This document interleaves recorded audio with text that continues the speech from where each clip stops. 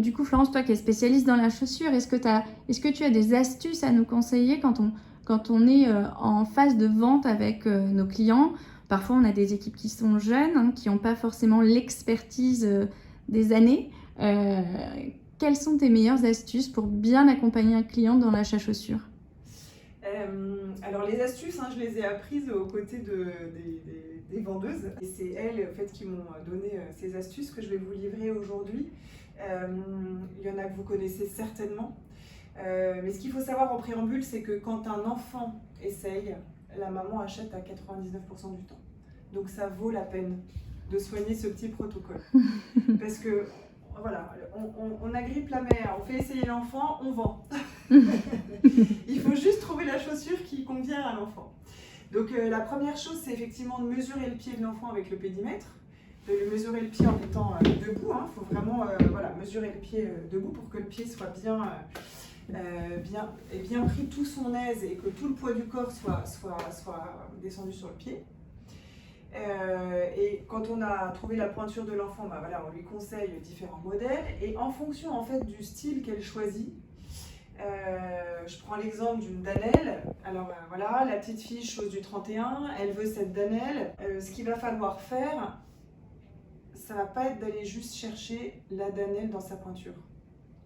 Il va falloir aller chercher la Danelle dans sa pointure, la Danelle dans la pointure du dessus et une Danelle d'une autre couleur pour proposer un autre choix en fait, de produits. Et ça, c'est super important parce que le temps que vous alliez finalement à la réserve chercher le produit, il ne faut pas remonter avec une boîte, il faut remonter avec 3 boîtes pour être sûr qu'elle achète, sans la perdre en fait dans tout ce laps de temps que vous allez faire vos allers-retours. 3 ou 4. Donc voilà, et ça c'est super, super important. Revenez avec plusieurs boîtes pour qu'elle essaye et qu'elle soit séduite.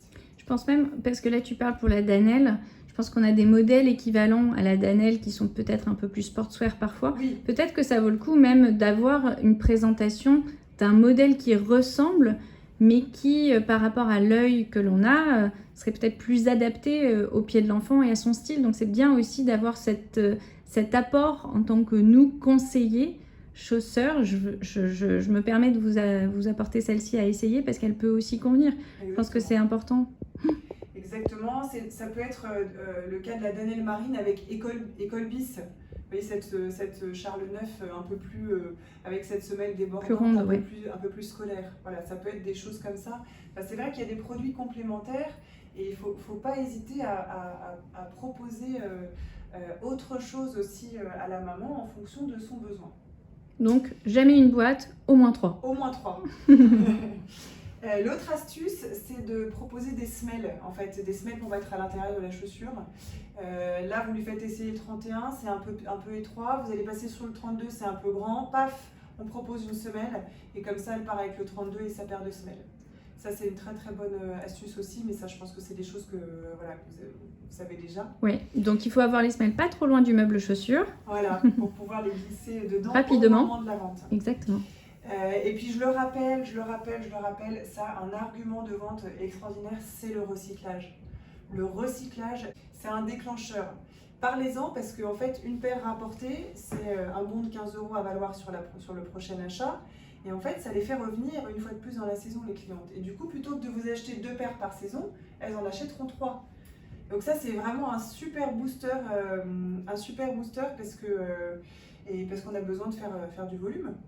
Alors souvent, c'est bien que tu nous parles de ça parce que souvent les équipes vont se dire oui, mais alors en fait, moi j'ai l'impression de vendre mes chaussures au rabais parce qu'elles arrivent et du coup c'est moins 15 € sur la paire de chaussures, il suffit qu'elles aient un chèque fidélité, etc.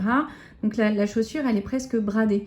Toi, tu nous dis, mais non, parce qu'en fait, ce 15 €, c'est la fois de plus où elle vient en magasin, alors que la cliente qui ne bénéficie pas de ce 15 €, elle ne viendra pas, voilà. Quoi qu'il en soit. Donc même si elle l'achète moins cher, elle l'achète. Ça, elle l'achète, et c'est ça qui est important pour nous. C'est d'augmenter nos quantités sur la chaussure, de vendre plus de paires.